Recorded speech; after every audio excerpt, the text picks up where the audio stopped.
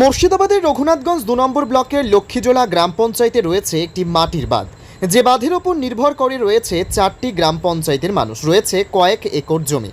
বর্ষার সময় চরম সমস্যায় পড়তে হয় জমিসহ অত্র এলাকার মানুষদের। স্থানীয়দের দাবি, বর্ষার সময় বন্যার জলে কবলিত হয় প্রায় ৪ থেকে ৫টি অঞ্চল। চরম দুশ্চিন্তায় পড়তেন সাধারণ মানুষ ও কৃষকগণ। আর এই নিয়ে এলাকার মানুষ এর পক্ষ থেকে সুইচ গেটের জন্য বারংবার দাবি জানানো হয়েছে একাধিক আধিকারিক ও স্থানীয় জনপ্রতিনিধিদের কাছে। সেই দাবিকে মান্যতা দিয়ে সুইচ গেটের আনুষ্ঠানিকভাবে সুইচ গেটের শিলান্যাস করা হয়। শিলান্যাস হতেই শুরু হয় সুইচ গেটের কাজ।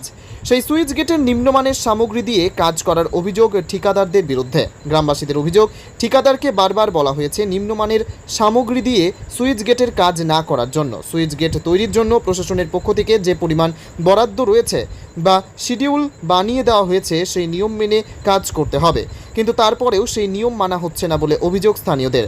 শিডিউল অনুযায়ী কাজ না করায় কাজ বন্ধ করে দিয়েছে এলাকাবাসী। তাদের দাবি, রাজ্য সরকারের বিদ্যুৎ প্রতিমন্ত্রী আখরুজ্জামান ও রঘুনাথগঞ্জ ২ নম্বর ব্লক সমষ্টি উন্নয়ন আধিকারিক দেবোত্তম সরকারের দৃষ্টি আকর্ষণ করছি যেন সুইচ গেটের কাজ পরিদর্শন করা হয়। রাজ্য সরকারের পক্ষ থেকে যখন বারবার বলা হচ্ছে সঠিক নিয়ম মেনে কাজ করার, তারপরেও এই অনিয়ম কেন, উঠছে প্রশ্ন। ব্যুরো রিপোর্ট, এসটিভি নিউজ, সময়ের সাথে সত্যের সন্ধানে। বাধা প্রদান করেছি আমি এই জন্য করেছি, এখানে যে গেটটা বসবে তাতে একটা ক্যাপ সিস্টেম আছে। ওখানে চোকাট, যেটা আমরা সাধারণ কথায় চোকাট বলি, যেটাকে দরজা যেখানে বসবে সেটা ফলস বসা আছে, ওটা ফলস। আমার কথা হচ্ছে ইঞ্জিনিয়ারের কাছে জানতে চাই আমি, ওটা ফলস আছে না আপনার শিডিউলে কি আছে। ক্যাপটা যদি এরকম ফলস থাকে তাহলে কি করে হয়? প্রকাশ্য দেখছেন আপনি, আমার কাছে অন্য কোনো রিপোর্ট নাই। ওই ক্যাপ ঠিকভাবে লাগানো হোক, যাতে গেটটা ঠিকভাবে ওঠানামা করে, ঠিকভাবে বসে, এটাই আমার অভিযোগ। যখন পর্যন্ত পাইনি, আমি প্রথম থেকে শুরু করছি, প্রথম থেকে চাইছি, এখন পর্যন্ত দেয়নি এবং আমাদের সাথে কোনো পরামর্শ করে না। একটা চামচা আছে এখানে, বাকি লোককে আমরা দেখিনি কোনো দিন। ও এসে কী করে দেখো, ওকে যেটা বলি সেটাও কী রিপোর্ট দেয় সেটা ওই জানে, আমরা বলতে পারবো না, কিন্তু আমরা বলতেই থাকি। এই শিডিউলটা দেখার জন্য বলি, এখানে যে কমিটি আছে তার সাথে পরামর্শ করি আমি, যে ভাই শিডিউল দেয়নি, এছাড়া তো আমার কিছু বলার নাই। আমি গতকালকে ওনাকে বলেছিলাম যে ভাই ইঞ্জিনিয়ার আসলে তুমি আমাকে একটু ডাকিও। সারাদিন বাড়িতে আমি বসেছিলাম, ওর ইঞ্জিনিয়ার আইলো না এলো 5:30টার দিকে, 5:30টার সময় বলছে ইঞ্জিনিয়ার এসেছিলো, তো কই ও আমাকে জানায়নি। তো আমি তখন ওকে বলেছি ক্যাব যতক্ষণ ঠিক না হবে ততক্ষণ ঢালাই হবে না, বন্ধ থাকবে ঢালাই। তাহলে কি দুর্নীতি 100% দুর্নীতি আছে, 100%।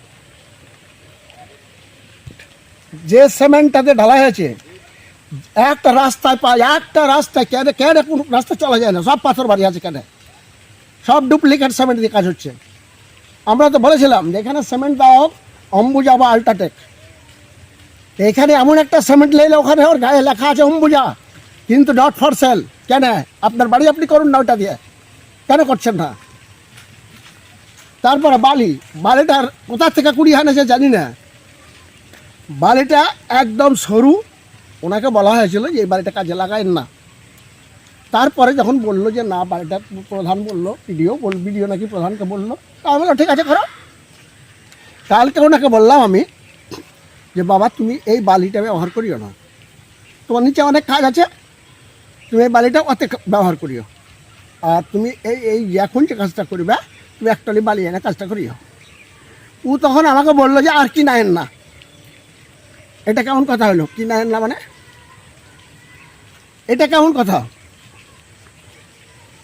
তা আমি এখনও অনুরোধ করব, এখনও জানতে চাইবো, আমার জানার ইচ্ছা গেলে যে ইঞ্জিনিয়ার সাহেব শিডিউল নিয়ে আসুক, আচ্ছা দেখায় যে বাবা এটাই আছে, তুমি ভুল করছো, আমরা স্যালেন্ডার। আর যদি শিডিউলে না থাকে তাহলে উনি ঠিক করে বসাক।